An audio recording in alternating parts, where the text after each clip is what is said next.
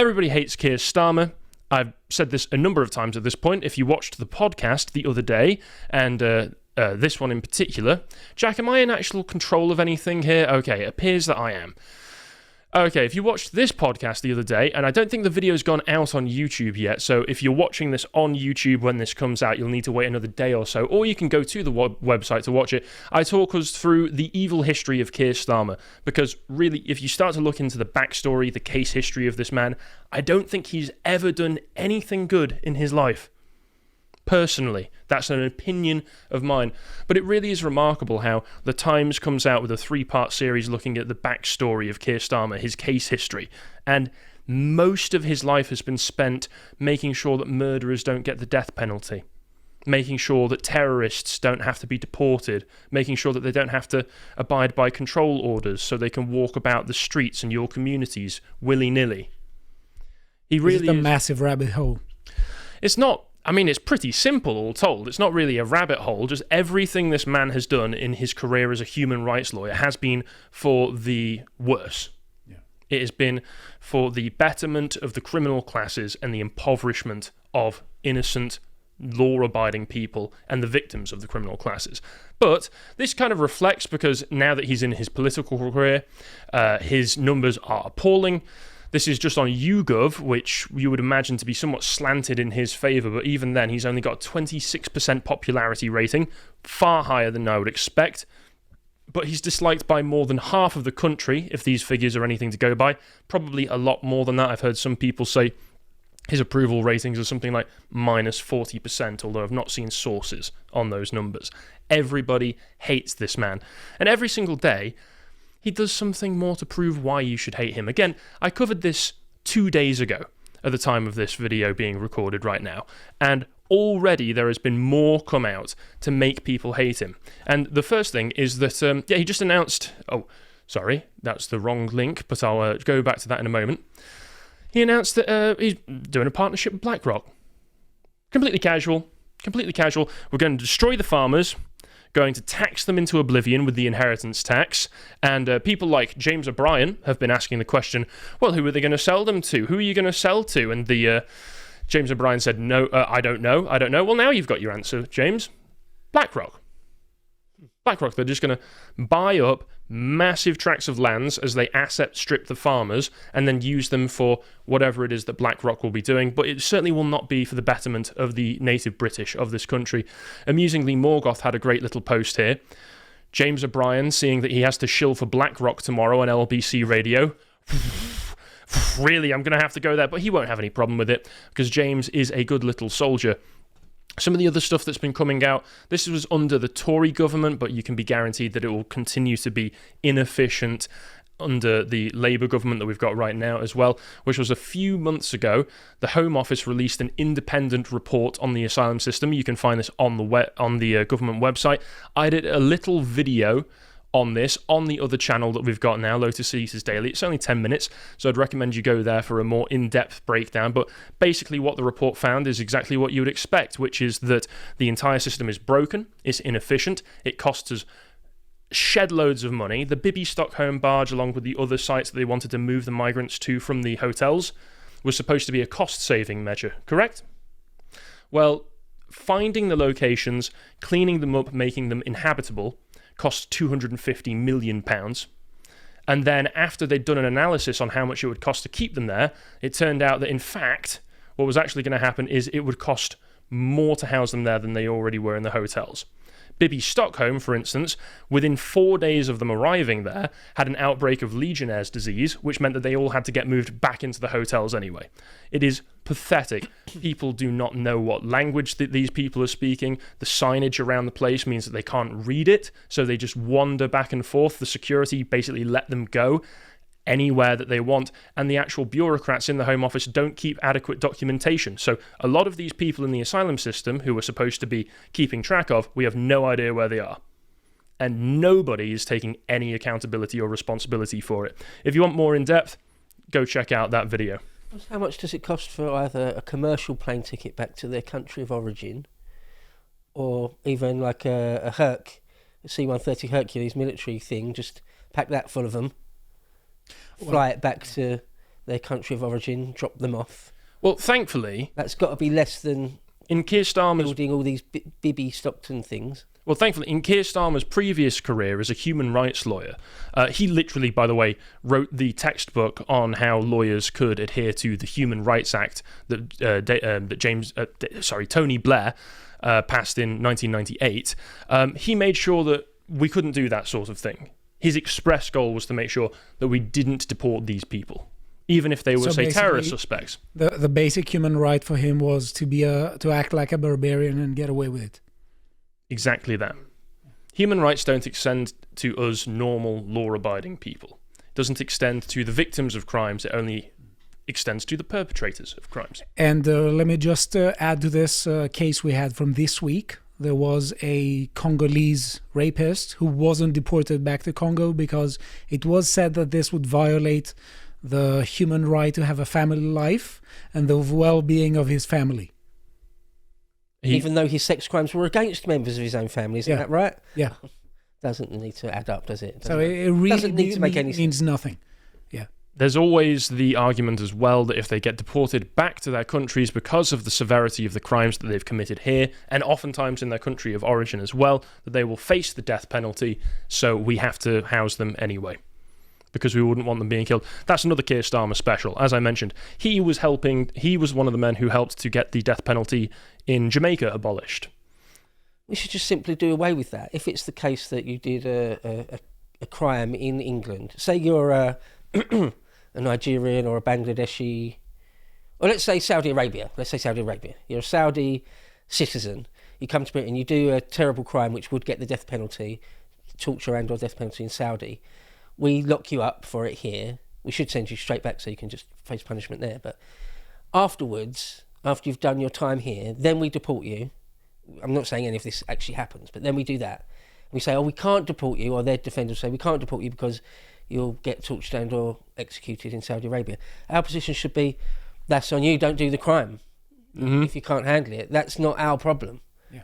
You're being deported to your country of origin, so you should have thought about that before you did a despicable crime on our island. It's like people from the left constantly try to find groups of people who are going to perform any kind of monstrous acts and they're not going to face consequences.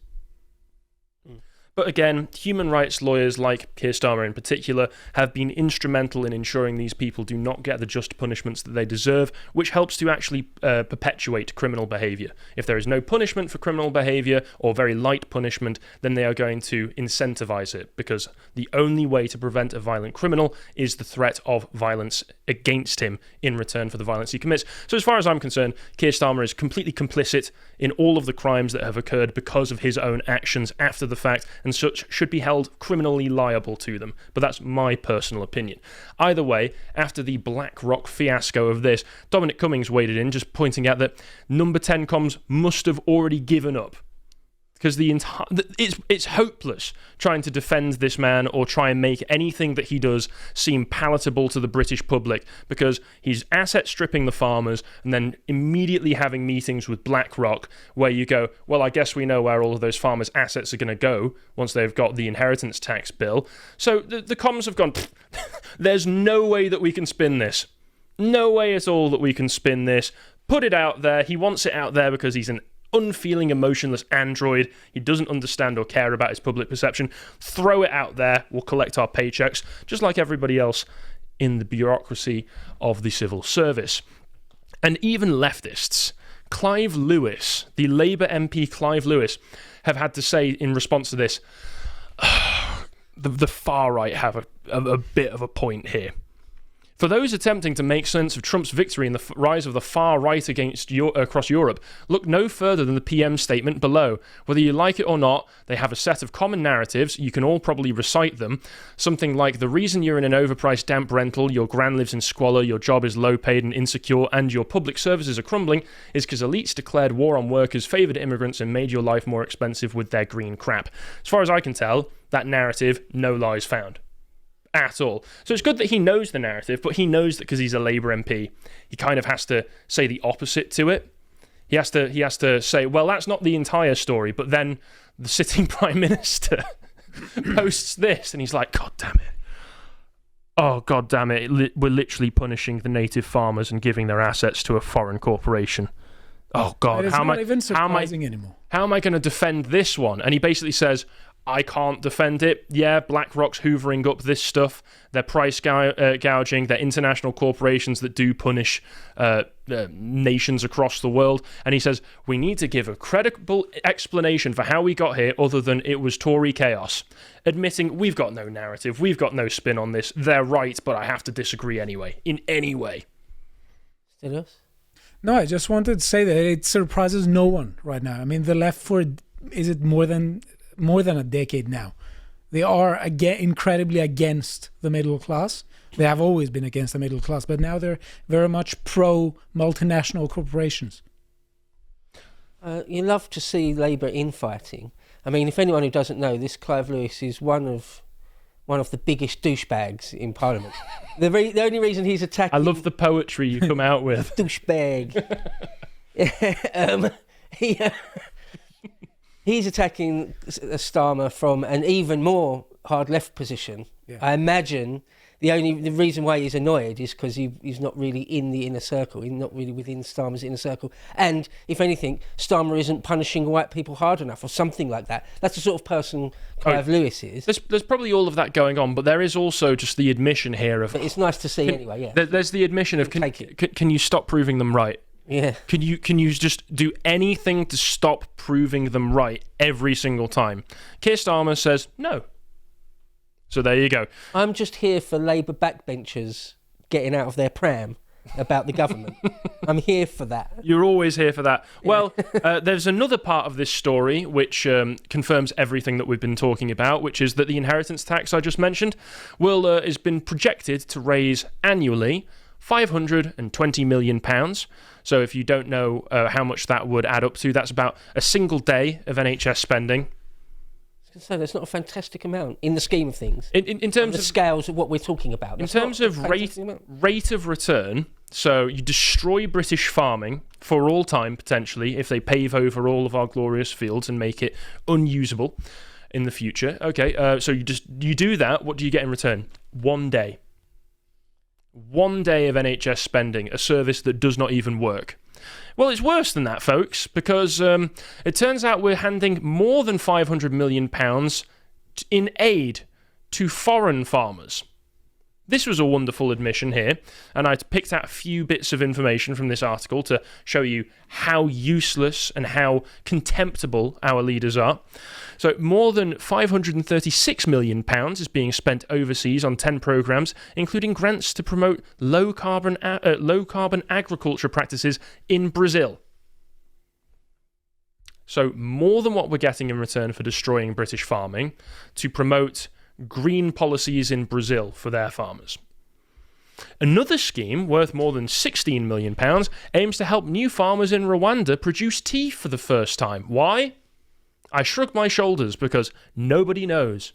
Nobody knows, other than pure out-group preference, saying, we hate the British, we hate what they stand for, we hate the settled ways of their farmers and their peoples, and we want to prefer out-groups to the British people. There is no explanation for why they would do that. So I can only conclude they want to destroy us.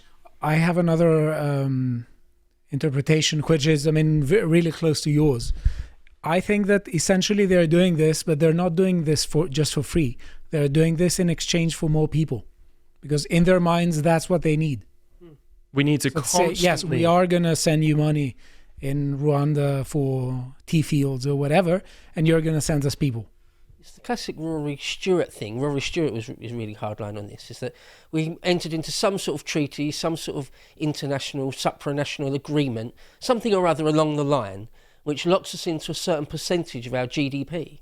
I can't remember if it's 0.5%, 1%, 2.5%, I can't remember what it is, but a certain number, just like the defence budget or something, certain percentage of GDP we've promised we shall give it away as a foreign aid. And then, so you've done that, crazy and arbitrary as that is.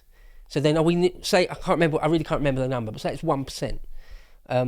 So that's a certain number, for hundreds of millions, whatever it is. So just find things.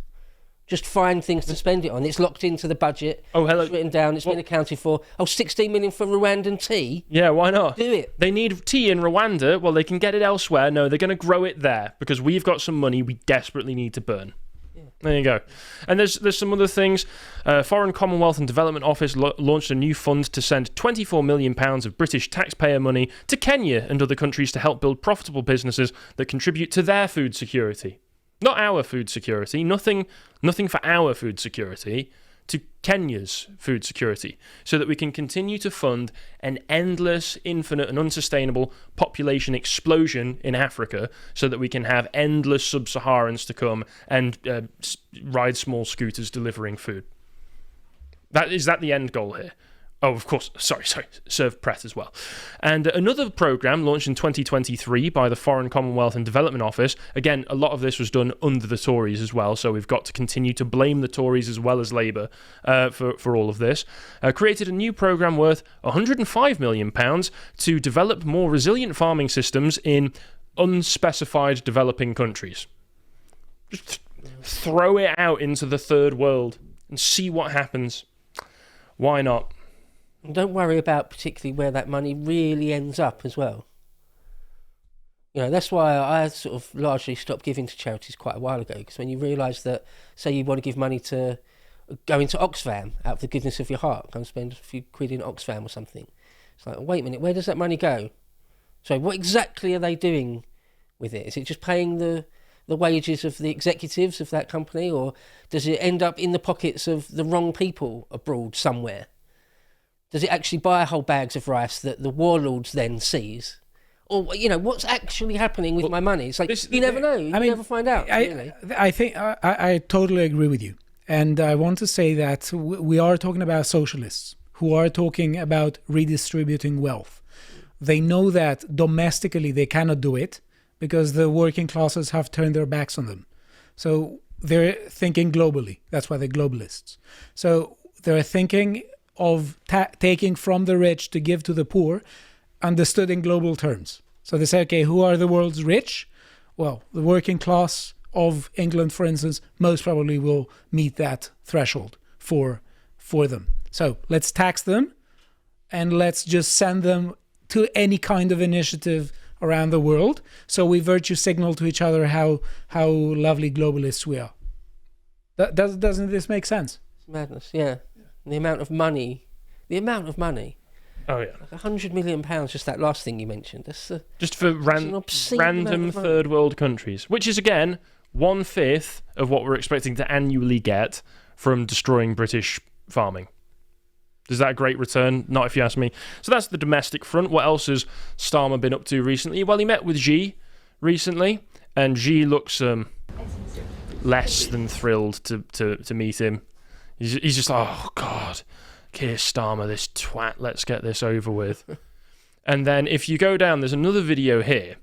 And what is it that Keir Starmer starts doing when he's speaking to Xi Jinping? Let's listen in. Pleased that my Foreign Secretary... We can't hear the audio, I hope you can, but you can see the subtitles on there. And discussed respective concerns, including human rights and parliamentary sanctions, Taiwan, South China Sea, and our shared interest in Hong Kong. We are concerned by reports of Jimmy Lai's deterioration health in prison. You raised the Chinese embassy building in London when we spoke on the telephone, and we have since taken action by calling in that application. Now we have to follow the legal process and timeline. So it's just boring human rights managerial speech. The most, possibly, despite how evil he is, the most boring and uncharismatic human being to ever live. And what is he talking about there? He's talking about the human rights of a prisoner detained by the Chinese government, whereas on our side of the pond, he's actively detaining political prisoners on behalf of his government. Well, I haven't watched this, but I would guess that most such diplomatic, to be fair, most such diplomatic meetings are going to be incredibly boring. Oh, I know. And most of these statements are just expressions of resolution. So, But he just starts lecturing, here's all of your human rights violations, Mr. Chinese man. and expecting this is going to be good diplomacy. Tyranny by tedium. Could you imagine being stuck in a meeting with him? Could you imagine being Xi sat opposite him, probably thinking, oh, God, bring Sunak back. At least it was funny how short he was. It'd be funny if that Xi Winnie the Pooh fella said to Starmer, what about all those Twitter users you've banged up? What about those, Sir Keir? I guess he doesn't. No, of course he wouldn't, because he's like, oh, finally you're doing what we do. Yeah. Good job. Good job, Keir. He finally got the memo. We're on the same page now. Yeah, and elsewhere on the foreign stage, what else are we doing? Well, we're allowing UK-supplied Storm Shadow missiles to be fired onto Russian territory. This comes immediately after Biden over the weekend decided to make it A-OK for Ukraine to fire US missiles into Russian territory. So that's fantastic. Reports of the strikes came after Ukraine was given permission from Washington to fire US-supplied missiles. Ministers are likely to exercise caution in their response to the reports due to concerns over Russia's reaction, as well as to ensure the move is not seen as being led by the UK. Well, it's our missiles, so I don't know how you're going to try and say that we had nothing to do with it.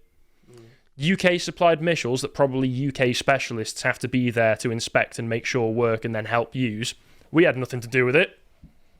Don't fire back. All we did is design and build it and sell it to you. What?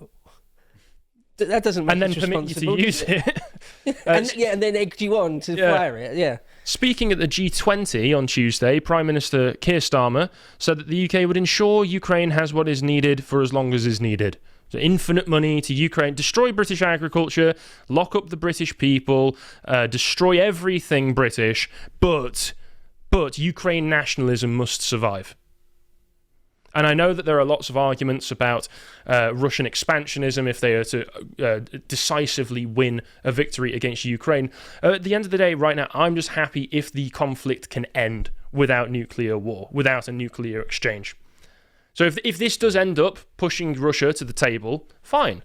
But I don't think it will, because what did Russia immediately do? Well, they immediately started using new intermediate-range ballistic missiles on Ukraine in, let me see, it was Dnipro, I think. I don't know if I pronounced that right. People were originally concerned that these were ICBMs, but Putin made a public statement saying that it was a new kind of missile, not specifically ICBMs, because that would have been the first time they'd been used in the conflict.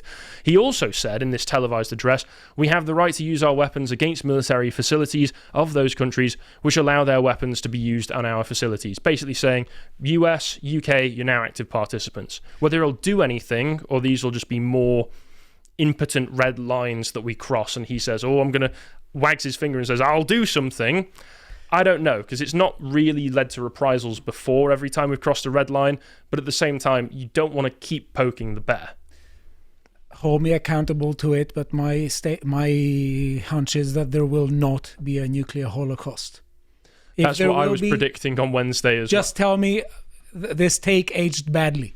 If you can. If you can. If we're not all dead by then. But honestly, no, I just, personally, I think that just now we have a rhetorical escalation. There may be also escalation of the war, but I think ultimately, again, these are just expressions of resolution. You can just imagine someone in sort of an irradiated wasteland doing a hotspot. Yeah. This aged poorly, Stelios. We tried to tell you, Stelios. Yeah, exactly. So I get all the glory. Well, if you don't want to end up in irradiated, well, apparently these are the nuclear targets that Russia has for Britain. So just make sure you're not too close to any of these. And while, yes, the infrastructure of the country would collapse and you'd have a hard time getting hold of food, you won't immediately die. I think we're going to be safe. Well, Swindon. That number 7.